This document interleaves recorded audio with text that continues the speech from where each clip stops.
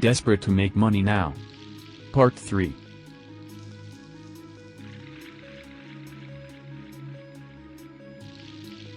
To start, I like to ask you to click the subscribe button, and hit the notification bell so that you will be notified when a new video is uploaded.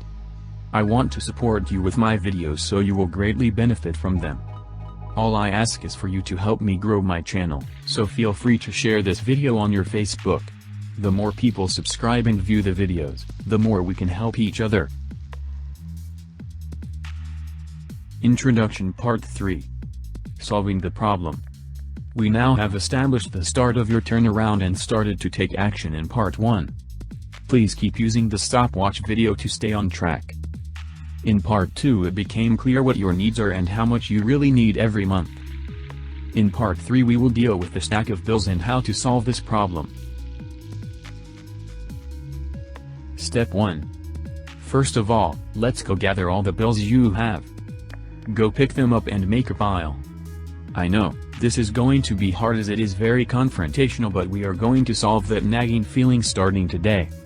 We will take this one simple step at a time.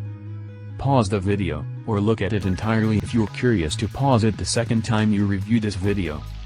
Go make the pile of bills as we are going to deal with them today. Step 2. Now that we have all the bills together, we are going to sort them. It's likely there are more bills per company as they probably already have sent several notifications. Make separate piles per company. This can be a utility or tax bill too. Step 3. Open the bills for one company, service, etc. Look at the date on that bill, take a pen, and circle the date on that paper. Once you have done that, sort them based on date. The oldest go at the bottom of the pile, the most recent on top. Step 4. You will probably notice that the most recent bill also mentions the previous unpaid bills. When you see those mentioned, take those bills out and put them away as they are already pointed out in the most recent bill. Now it becomes clear, many of the bills can be forgotten about as they are already mentioned in the most recent one. The pile is getting smaller quickly now. Go and repeat that same process for the other companies. Step 5.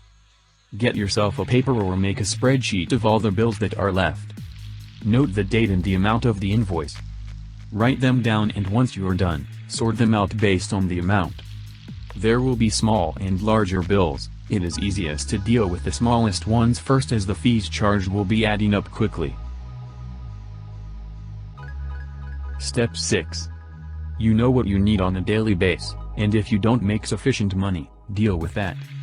Do whatever it takes to get your daily amount of cash. If you already have a job, good. If not, make sure you will have an income stream from whatever you can do. The focus is not to get the bills done first but to get the cash flow started. Once we have that cash flow, we know what we need to do to stop the pile of bills from growing. We have covered basics and will deal with the lacking next. In coming videos, we'll go deeper into how we can set up your finances in a way you can keep on living while knowing you are dealing with the issue. Step 7. Make a call. This is a difficult step, but you can do this. Now that you have the smallest bill, go make a call to the company you owe the money. Whatever money you have left to pay that bill, will determine how many you can solve today. Call them and tell them you realize you are behind on paying the bill but you are working at a solution. Ask them what the total open invoices are, as you are only aware of the bill you have in front of you.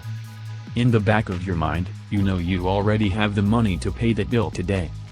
Tell them you will transfer the money today and ask them to make a note in their system you have spoken to them. Ask them not to add more fees on top of the bill so that this issue will be solved now.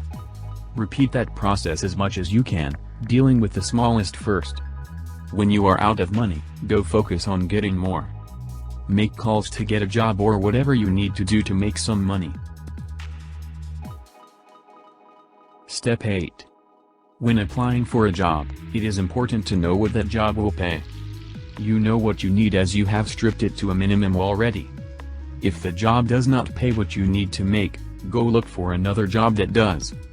You either have to work more hours for the time being or get better pay.